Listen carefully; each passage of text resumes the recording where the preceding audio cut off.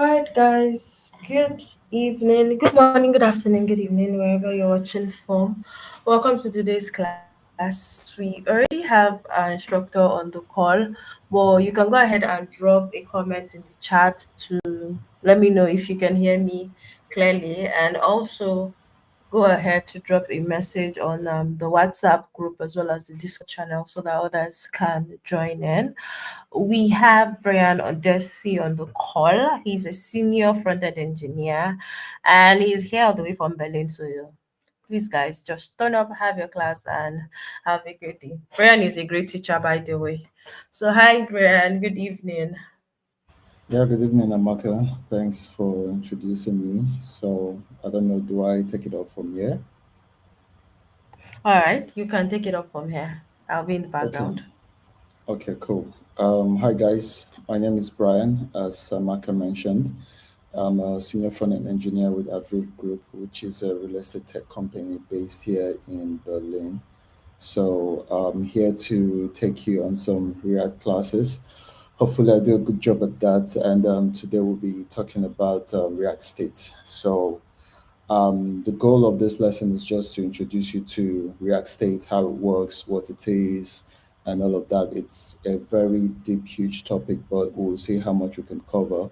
And I'll start first with like some introductions and some theoretical stuff before we move into like some quick small apps that we can build to show how React State works. So I'll just go ahead and share my screen. And please, if you have any question, feel free to put them in the chat. I will try to go through them and see how quickly I can answer them because the goal will be to cover as much as we can quickly. So yes, I'll go ahead. Then let me share my screen. Share screen.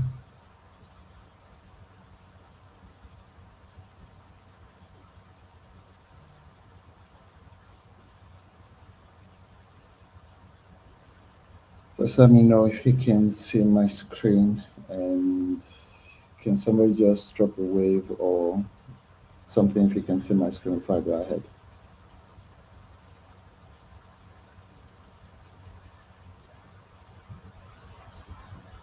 Okay, cool. I think my screen is live now. Just want to be sure before I go ahead. So yeah, the topic is React States and interactive UI. And to the next slide.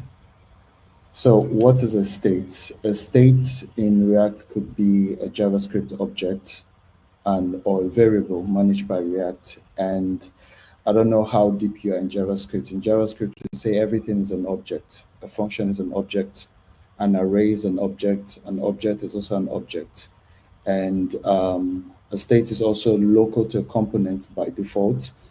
And it also determines how the UI would look at a given time. So when you or probably maybe you click a button, it changes the color or a behavior occurs. That's is a change of state. So a state determines how a UI looks at a given time. A good example of what a state is a text box showing a number zero. Say it has maybe two buttons, plus and minus. When you click plus, it becomes one. That is a state change. The fact that it goes from zero to one is a state change. So that's a simple example. And to the next slide, like key points. So a state is a data that changes over time in a component. So when a state changes in a React component, the React renders the entire component. So that's how React is built. But I don't want to go into that because it's kind of like deep topic. So the whole React system uses a virtual DOM that kind of like always extrapolate for changes. And once there's a change, then it renders the entire UI so that the change can become visible. And it's also used for dynamic and interactive apps. So if you want your app to be kind of interactive, something that you expect users to use and maybe get feedback like the click of a button, watching of videos and stuff like that, all of those are controlled by state, and that's what you use state for. The next slide talks about the different types of state. Overall, we have two major kinds of state. We have the local and the server. So the local is the one that it's kind of like controlled internally, like everything, the state and the data of the state is coming from the application locally. And then the server state is the one that would be, it's like data or states that come from a server, which is like um, a device that lives somewhere remotely, maybe in the US, and it fetches data, and that data is being received on your client side, which is your device, as a state. Like for instance, when you use Twitter, use LinkedIn, use any of the social media apps, the fact that you can get all those data are states, and they are being fetched from a server. So those are like the two major types of state, and these other ones are like subcategories, but it's also worth mentioning. So the global state, when you say something is global, it means that anywhere within the app it can be accessed. And when you say something is local, it means that it's just within a particular scope. So depending on how broad the scope is, so it could be local to a certain scope or a certain context. Sessions are like temporary. Maybe sometimes like you can either be filling a form and it's saving all the things that you're typing, but if you close the tab and you go back to that particular page, you don't have access to those data that you've typed in the form. That means that data is session based. And I mentioned that about the server, and then the UI is just like when you interact maybe with a particular component and it gives you feedback or it changes state from its previous state. That is kind of another type of, we call it like a UI state. And then the derived state is the one that is computed. A good example is maybe if you do calculation, like when you add something to a shopping cart, the more you maybe add more items, the price of the shopping cart, updates. That is also a derived state. It's also a UI state, and at the same time, it's also a local state. I'll just keep it at that to move quickly so that we can get to the interesting parts. And then how does state work? So a state works by being initialized, which is the initial state in React, and then you can update the state, because if you initialize the state without updating it or without using it, then it's pointless. You can as well use a variable to hold that data. So you initialize the state, you update the state, and then it re-renders. So important rules: don't modify state directly. State updates may be asynchronous, and always keep state minimal and focused. All of these points are bigger topics that can be expanded, but it's just worth mentioning for the sake of an introductory state. And yes, best practice is good to keep your state as small as possible. Like when you're building large apps, like sometimes you could have so many states and so many things, and that is why React shines as the king of front end libraries because React allows you to kind of abstract logic and then simplify your state so that they can be very specific to components and make it easier to manage really large apps. And then you can derive your values from state when possible. Remember the previous point that I mentioned, like do not um, update your state directly. You have to update your state through functions that allow you to update state, which we will see shortly. And then use local state for component specific needs. Use props or context to share data. Context is an advanced state mechanism. Would unfortunately will not be able to cover that, but it's kind of like a way to share state within React so that it is global within the scope where you specify it, and then um, multiple components can share from the same states. And then things to avoid storing computer data in state, mutating arrays an object directly, and then overcomplicating your state with too many state variables. And the next one, now we will try to build some apps for you to see how the state works. In order to save time, I'd already kind of set up a simple React app rather with Vite. Vite is kind of like a way to easily compose React apps to set up a bootstrap. Let me use the word bootstrap. It's a way to quickly bootstrap a React app, and we will see that. So let me open my IDE and we'll go from here.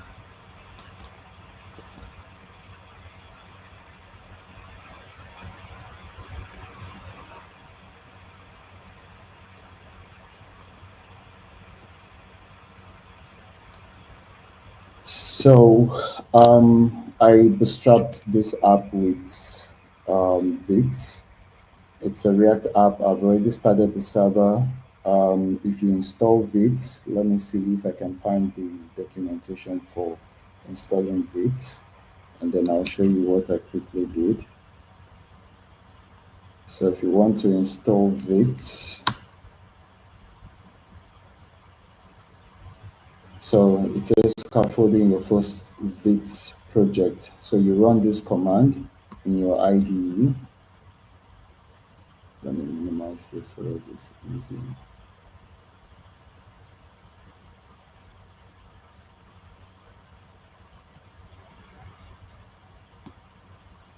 Yep. It's easy to access. So if you want to scaffold this, you can run this command, something like this, yarn create Vite, and then it gives you an option to name the project. So you can name the project, say maybe like a dev example, and then it can ask you to choose what type of framework you want. Is it vanilla JavaScript, Vue, React, and all of that? So because I've done this already, I will just skip it and cancel the process. So anyways, we're running this by running this command, which is yarn dev. Let me close it and start again. So if you run yarn dev, I'm using yarn as my package manager. Mind you, you can also use npm, pnpm. You have multiple options. So when you run yarn dev, you run this command here, which is vite, and then it starts a server and a local host 513. And if I click this, it opens this app. So this is a simple counter app. This one comes with the bootstrap of this Vite React application that I just set up. However, we will build our own counter application from the scratch. So, and please feel free to drop me a message anytime so that I'm aware. Let me see to make sure that I have access to the message. Okay. So, um, where were we? So I'm going to create a new component. We'll call it counter. We'll call it counter dot JSX. And then we would say export const, and then we'll call this counter. So what this does is we are trying to create a component, and there are different ways of creating a component. But as of 2025, it's advisable that if you're building React, you're building React with hooks, because there's the old way of creating React components using class, but that is outdated. So we don't have much of that these days. So now what we're going to do, first of all, we want to import our use state. So we say imports.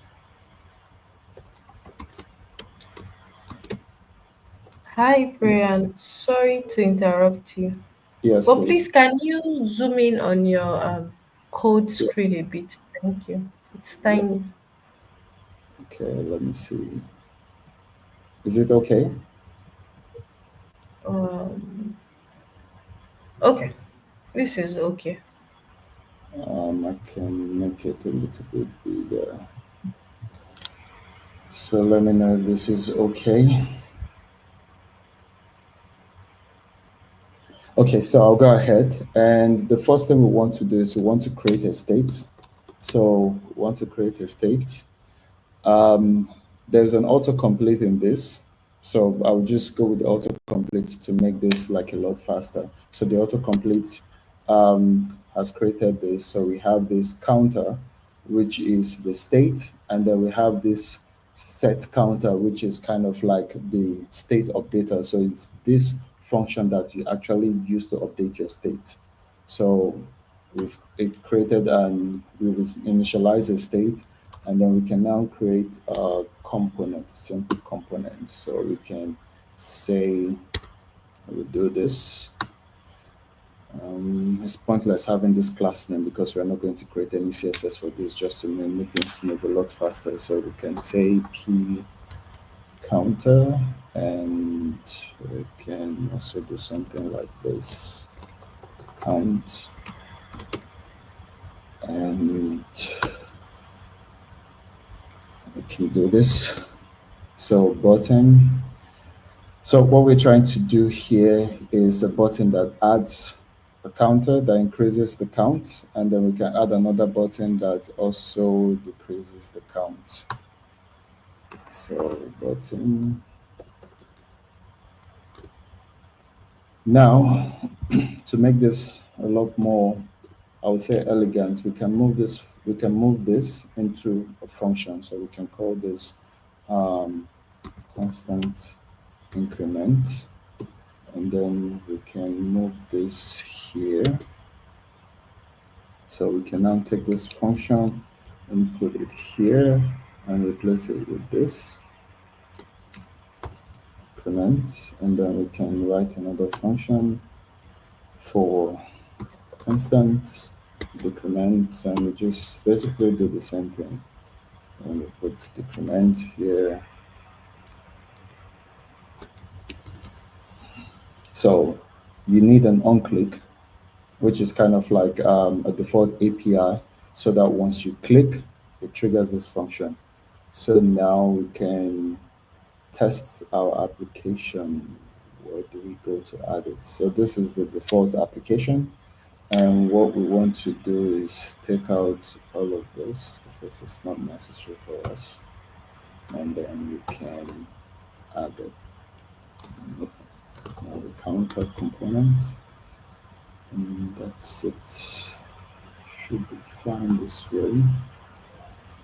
And I have to go to the browser to see what our apps look like.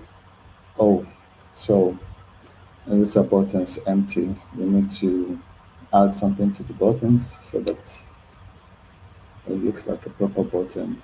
We can add plus and then minus here.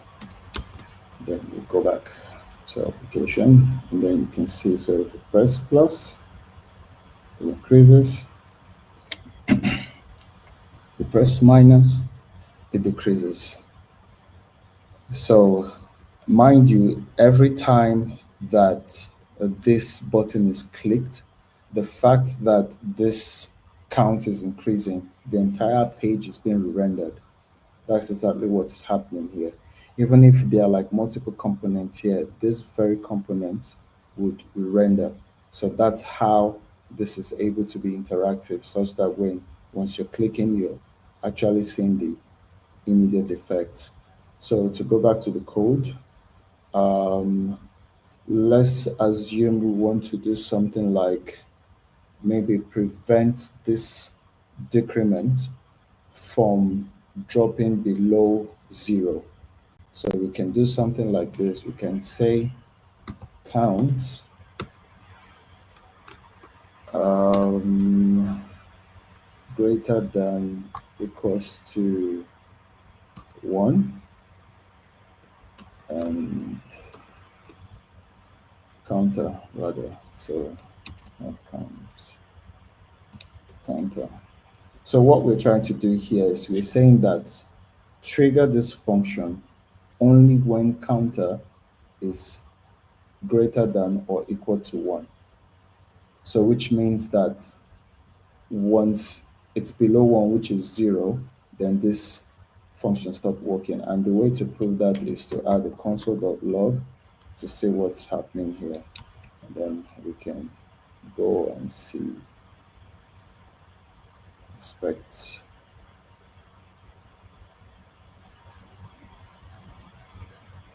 So we have this, and then we can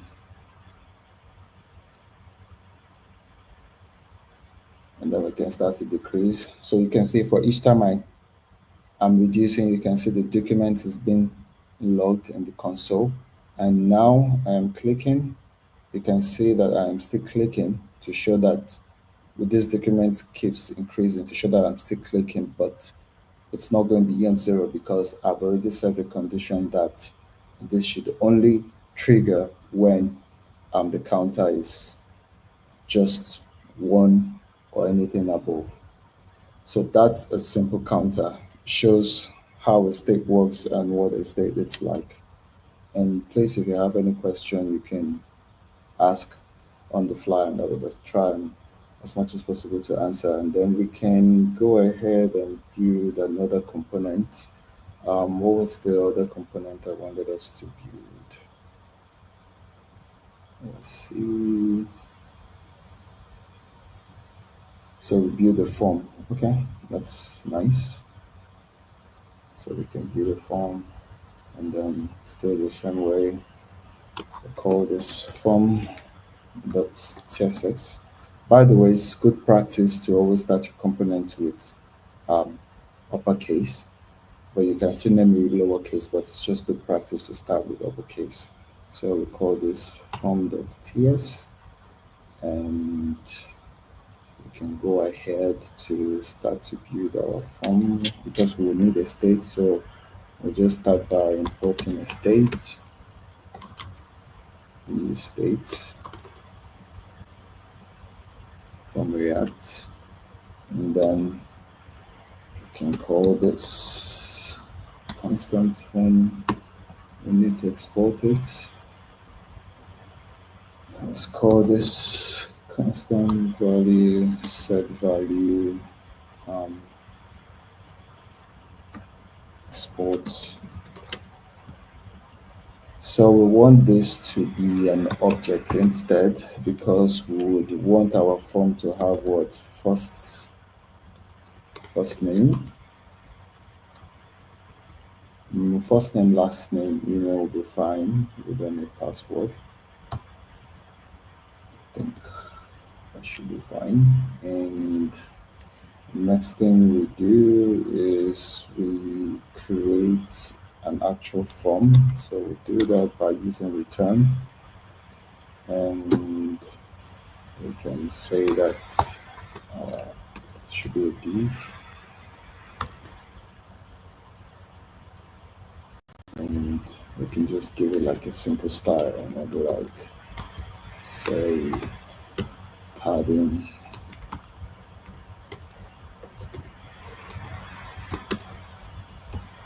Fifty pixels.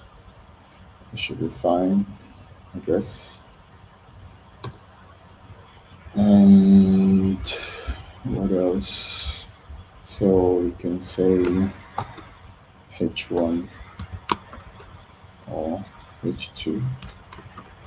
Call this form component. Form component. And we can create a form, and we don't need the label, so we can just go straight to the input.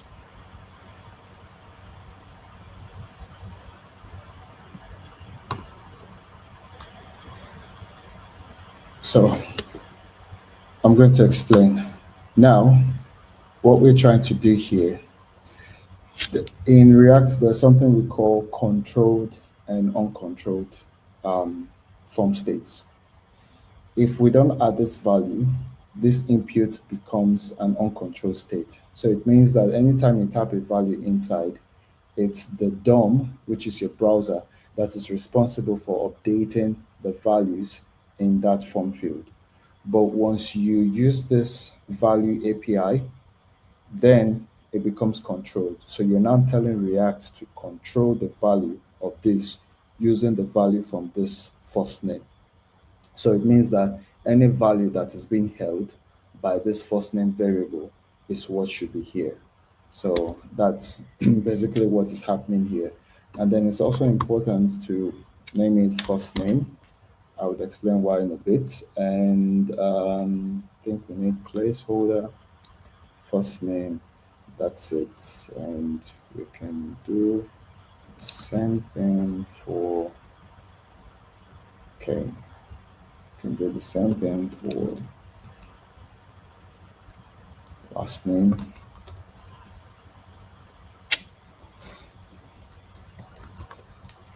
Last name and last name. Can do the same thing for email, email, and email. So something that is interesting you can do with input is that you can also select the type for the input, which is type. So we can set the type to be email. So for instance, if I set the type to be, I think, number, it means that it's only number that this input can take. But yeah, we set it to email so that it does automatic formatting. And yeah, I guess that's it. And what else we want to add? Maybe a button for submission. You can say submit. Hi, friend. Sorry, I'm coming back here again. Can you zoom in a bit? It became Okay. smaller. Oh, Thank you. my bad. Right. Uh, that's the next zooming in.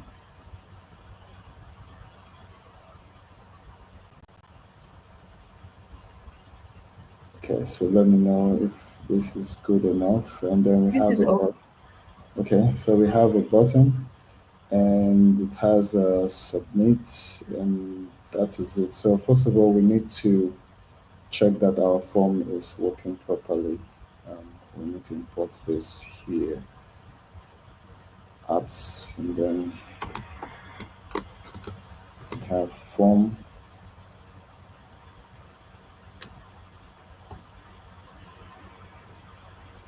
Okay, why do we have from the JS? Oh, my bad. This should have been renamed. I'm used to TypeScript, so I named it as a TypeScript file. Anyways, yep. So it's fine. So we have a counter, we have a form, and we just check that everything works as it should.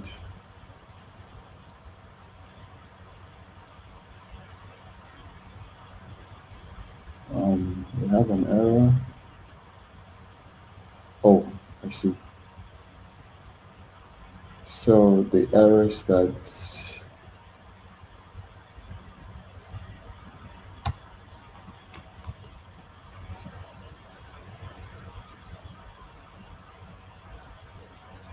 yes, so we have this first name, last name, email, and then we have the submit button. So we can go ahead and now start doing the interesting part. So now we have our state. Our state has been initialized, but however, there is we are not holding the state to do anything useful with it. So for us to be able to do that, we have to create a function. Let's call the function constant handle change, and then so the idea of this is to have this as your handler that you would pass, so that this handler, what this handler does is that it listens for changes and then hold those changes in the state, and you have your data in the state so that you can either submit it. So we just pretend to submit it in this case because it's an example, but I'm not submitting it like to any server or something like that. So just go ahead and, well, we have autocomplete already doing most of the job, but I would explain actually what's happening here. So we have set value, and there is also a rule of practice here, something that is actually nice to do. It's like, say, we can always do e dot prevent default when you're dealing with this. So let me see. Okay, the targets, the name, the value. Okay, so that's it. Actually, if I was to write this without the autocomplete, I would have done something like this. But we can test with method to be sure that it works. I can say const, and I can say name value the targets, and then I can say I can do this.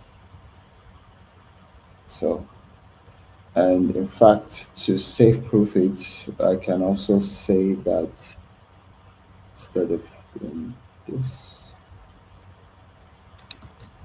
I can make this a function, call this previous states, right? Previous value, and then do this. So it's more safe proof, but both methods will work. Um, yes, now for this to work, it means that we have to pass on change to all of this. So we can now say that anytime this changes, call this function. So what this onChange API does is that it listens for changes in input and then it triggers this function.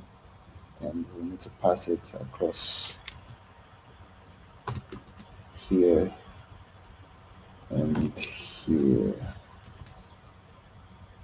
Yes, I guess that's that. And then one last thing that we could do, we could say that outside this form, we can create another div component, and we can do another list, and we can say that,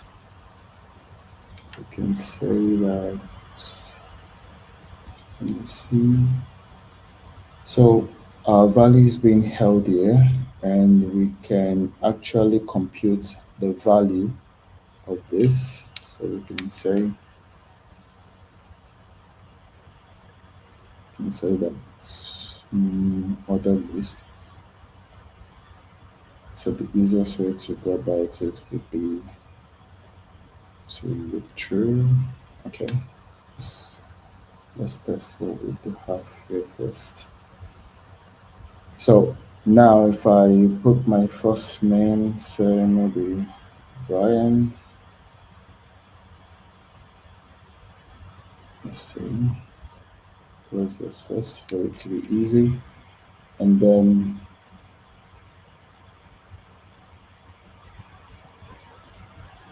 so the goal here is to make sure that our state actually has this data. And for us to be able to see that, we have to maybe let me do a simple console.log here for us to see that our state holds the data, not the props. And we don't need trigger, don't need any props. This value and yeah, value. So we check that. We'll see.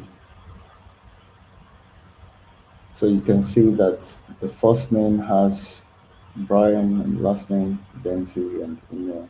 So it means that we've been able to grab the data.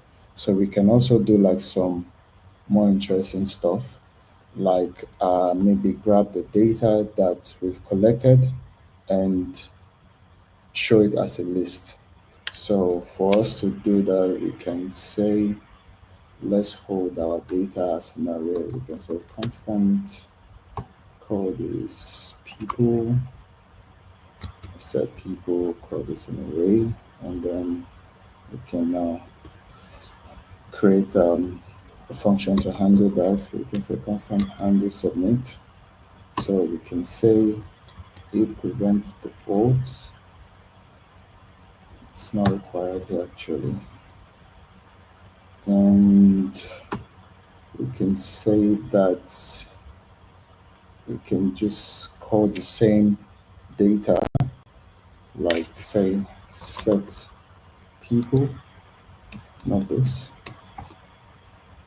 set people, and then previous state, and then is this the right data? It should be previous state, and it should grab the data from this array into the previous state. So this is not the data that we're expecting. The data should be previous state. I think it should return an array of previous state, previous state, and okay, this is a spread notation.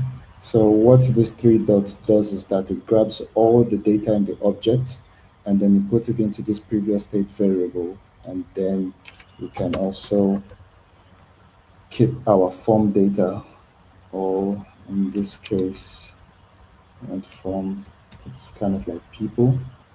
Yeah, so we're grabbing all the data from the object, put it in this previous state, and then pass it into the people array. So we are kind of like updating this array at the same time. So I'm saying like take all of the data from this state and then pass it here. So that's just basically what we're doing. And the next thing would be to do an on submit.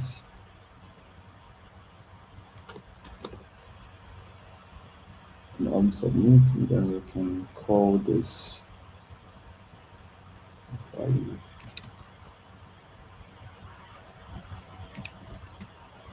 And also submit. So I think this should work. And here we can have like people, not the persons, and we can say that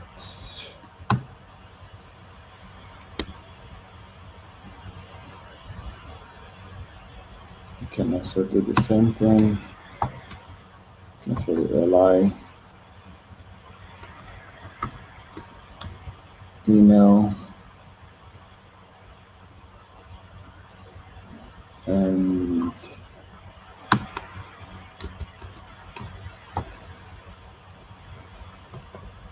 li, and then we can do person the last name.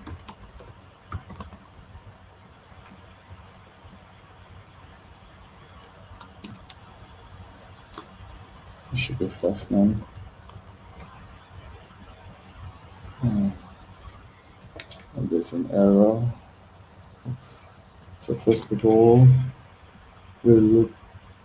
Okay, so to fix this error, we have to put this in one single div. That's the way to fix the error. And yes, our error is gone. So, yep, so this way we have all of the data we want from the person. So, what we are doing here is just we are taking the people array, which is like an array of objects, and then we are kind of like looping through it to display the data. So, I guess something we might also want to do is that after handling submit, we want to reset the form field. So we can say that set value. Thank you. Yes, exactly. Set value should do this.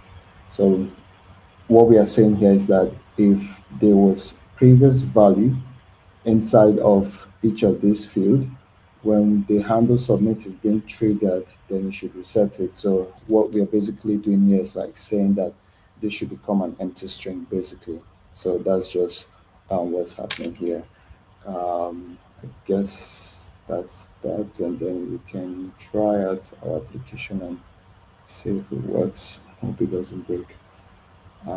Yeah, so let's see and submit. Oh, something is wrong. So when I click submit, it kind of like refreshed. So I guess it's because, hmm, so this is supposed to prevent the fault on the submit button.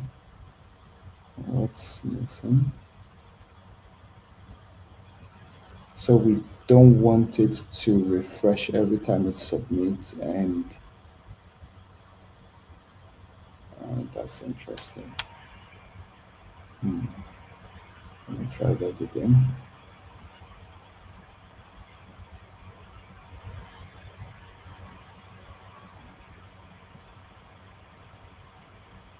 Okay, maybe this might be the problem.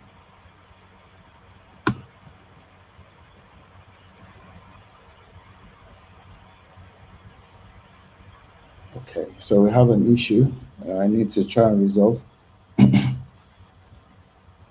So anytime I click submit, for some reason, the um,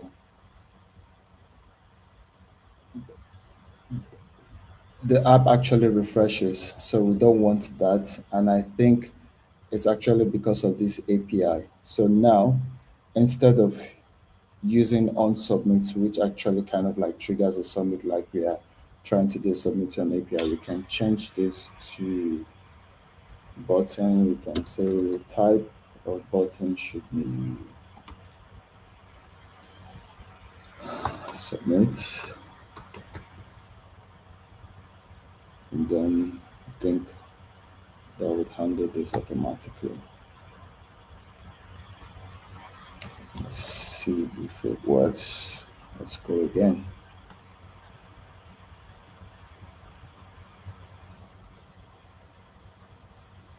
Huh, that's weird.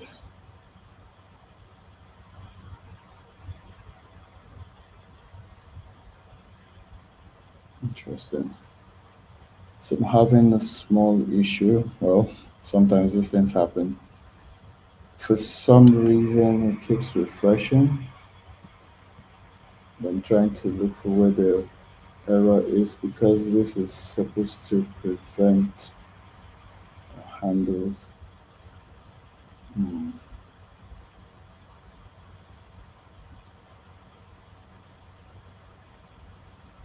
okay, so something is definitely missing. Need to look at this. So we have an unchange, and it's interesting that this is actually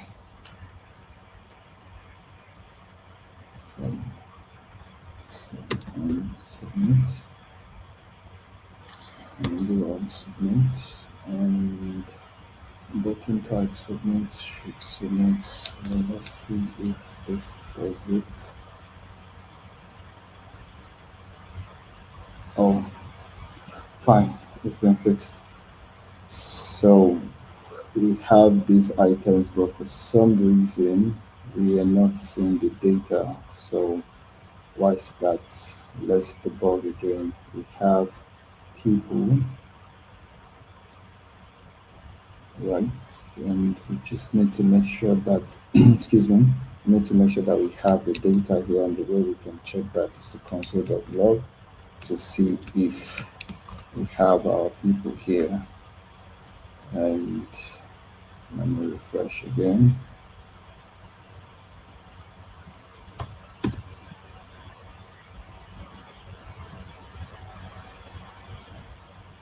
The chart should have unique key props, and it's actually an empty array. So unless something is wrong, and then each child.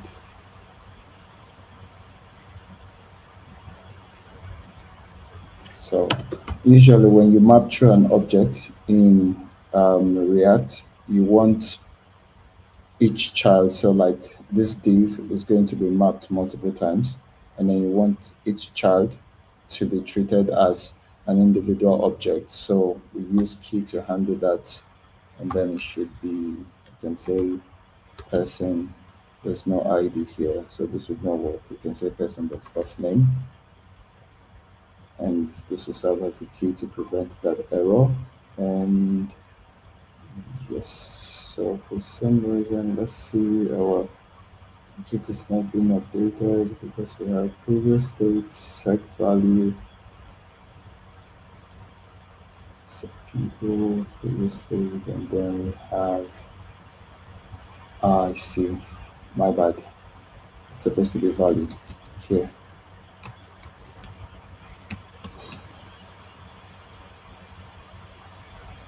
Let's do this again.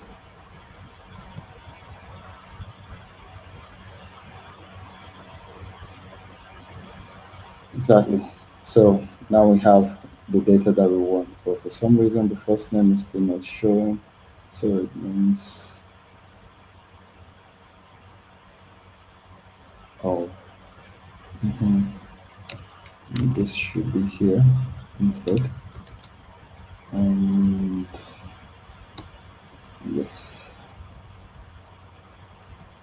so that works, and I think we should be fine now. So if you can see that the array has the object, and then we can also add new data. I can say user at gmail.com,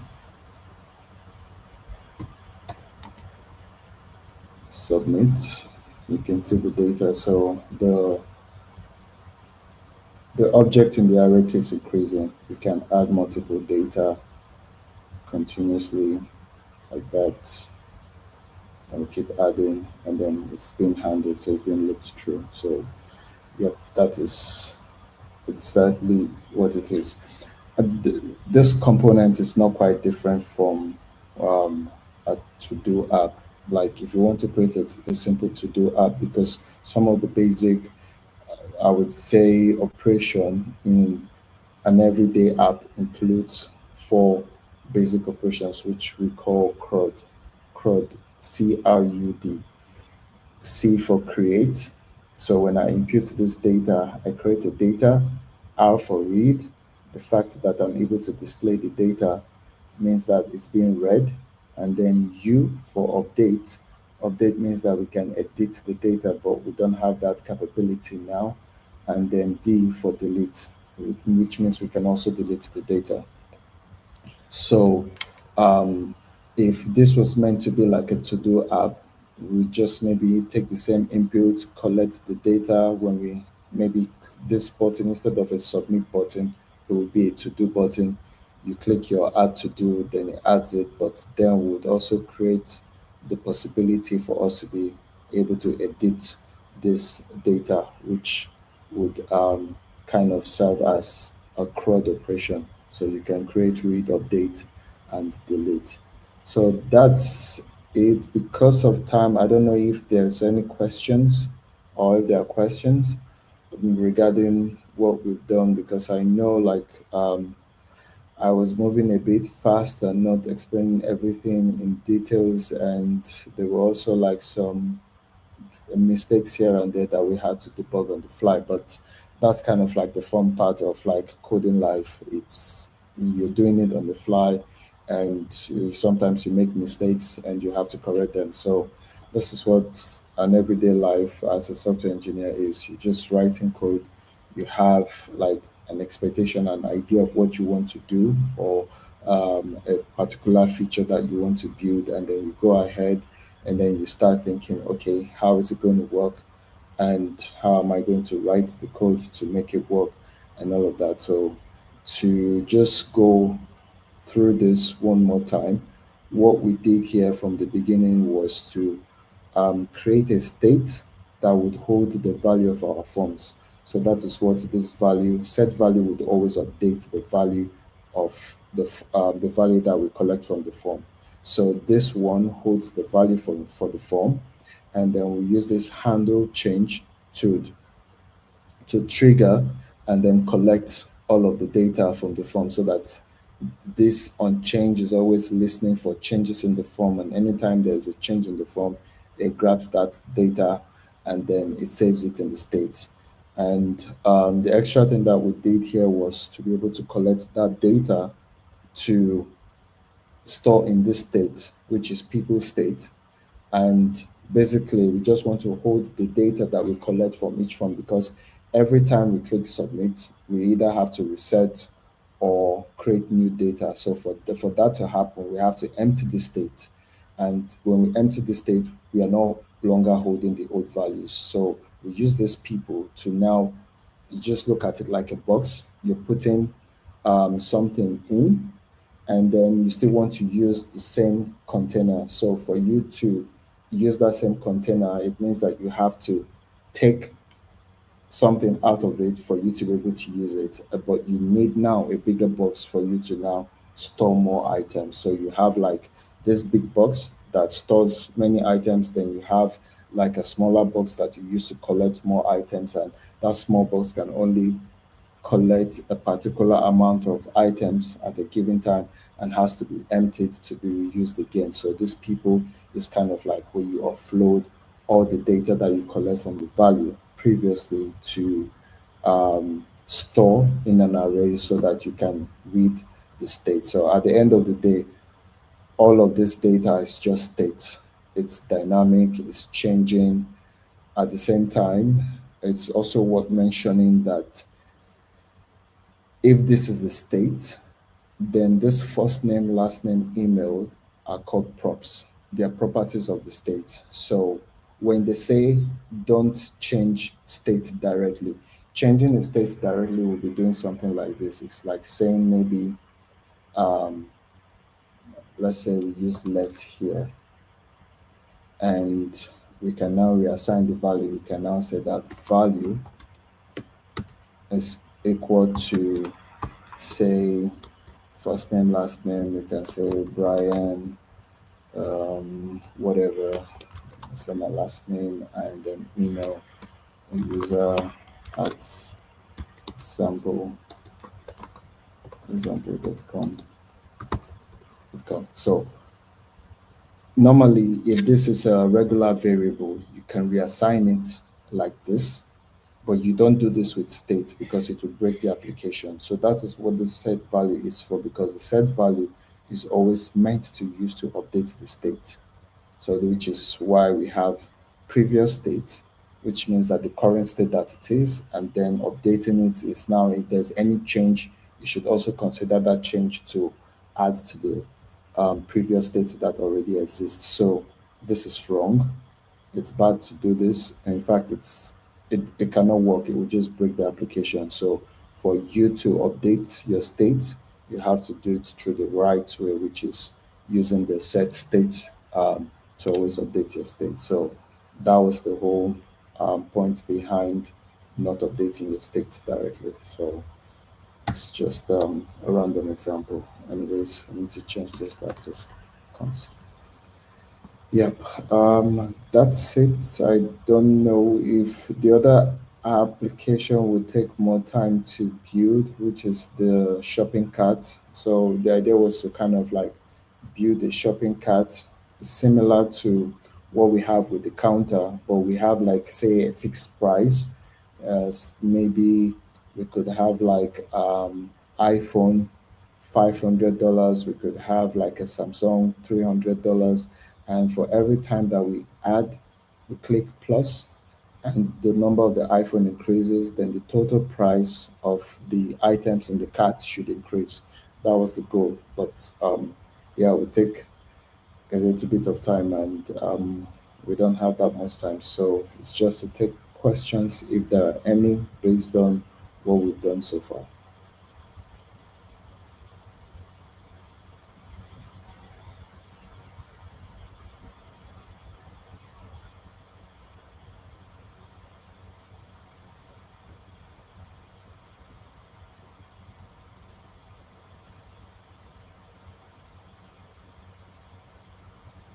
Any questions? So Going far, there are once? no questions in the chat. Okay. Can't see any question in the chat for now. Okay. Anyways, yep. Anything else that Okay. is worth mentioning? I guess we can leave it at this.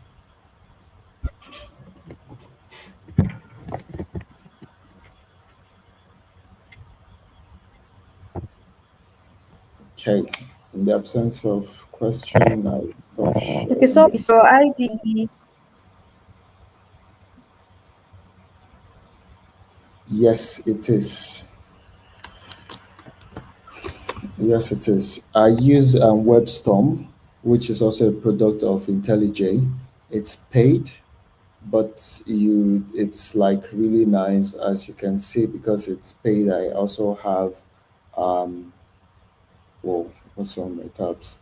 Yes, I also have like PyCharm also,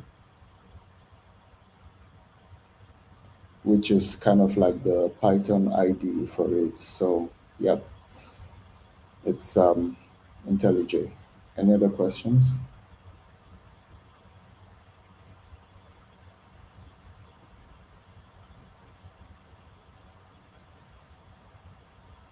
I think that's the only question here. Okay, that's fine then. I think I'll stop sharing my screen.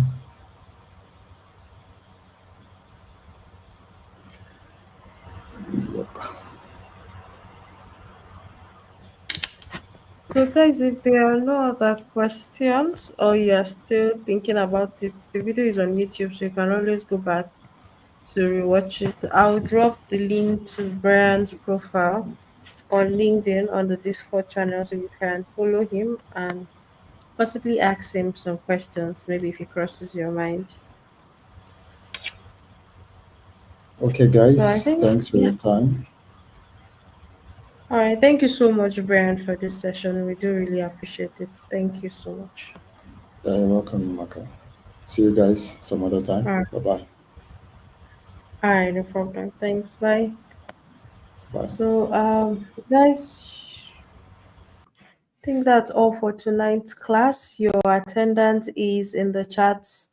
You can go ahead and fill it.